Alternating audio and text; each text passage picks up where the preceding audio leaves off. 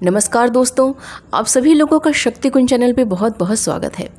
नवरात्रि में हम सभी भगवती माता को प्रसन्न करने के लिए, उनका आशीर्वाद पाने के लिए 9 दिनों तक उनकी बहुत ही श्रद्धा से पूजन अर्चन करते हैं और व्रत उपवास करते हैं। जो भक्तजन 9 दिनों तक व्रत नहीं कर पाते हैं वे सभी नवरात्रि के प्रथम दिन और अष्टमी तिथि को व्रत करते हैं। नवरात्रि के 9 दिनों में अष्टमी तिथि और नवमी तिथि को बहुत ही महत्वपूर्ण माना जाता है। अष्टमी तिथि को ही संधि पूजन किया जाता है। नवरात्रि में संधि पूजन का विशेष महत्व है। आज मैं आपको इस वीडियो में 2023 की नवरात्रि संधि पूजन के बारे में बताऊंगी। यह वीडियो बहुत ही महत्वपूर्ण होने वाली है, इसलिए बिना स्किप किए पूरा वीडियो लास्ट तक देखिएगा।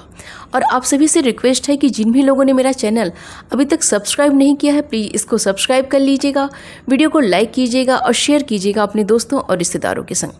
तो चलिए आगे का वीडियो प्रारंभ करते हैं। पौराणिक कथाओं के अनुसार माँ दुर्गा ने 9 दिनों तक महिषासुर राक्षस से युद्ध लड़ा था। देवी को पराजित करने के लिए नवरात्रि की महाअष्टमी पर दैत्य चंड और मुंड प्रकट हुए थे। चंड और मुंड ने माँ दुर्गा पर पीछे से प्रहार किया था।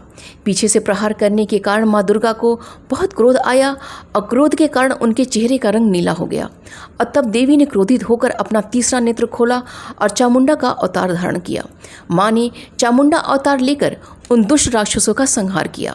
माता ने चंड और मुंड का संहार महाअष्टमी की संधि काल में किया था, इसलिए इस संधि काल अर्थात मुहूर्त को बहुत ही शक्तिशाली माना जाता है।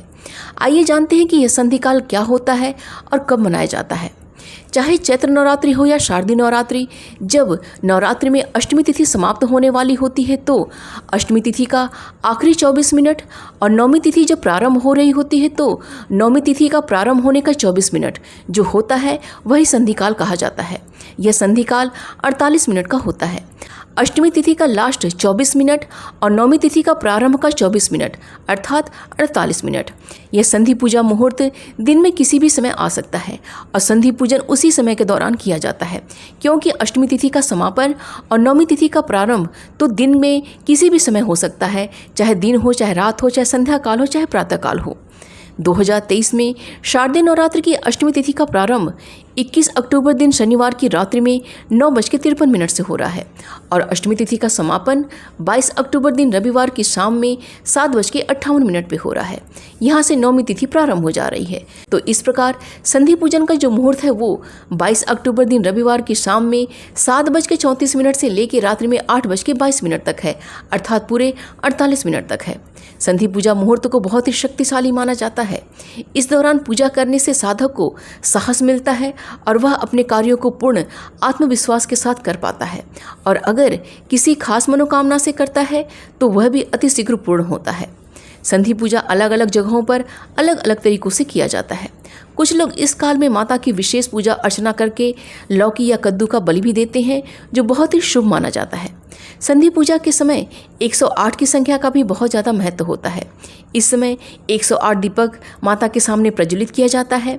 108 कमल पुष्प, 108 बिल्वपत्र, 108 गुड़हल का फूल, 108 चावल के दाने अर्थात अक्षत माता को अर्पित किया जाता है। इस समय माता के मंत्रों का ज़्यादा से ज़्यादा जाप किया जाता है और उनकी आरती की जाती है।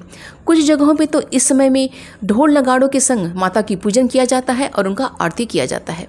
संधि पूजा करते समय इस बात का हमेशा ध्यान रखना चाहिए कि यह पूजा आप तभी प्रारंभ कीजिए जब संधि काल प्रारंभ हो रही है। आपको पूजा के 48 मिनट का ध्यान रखना है।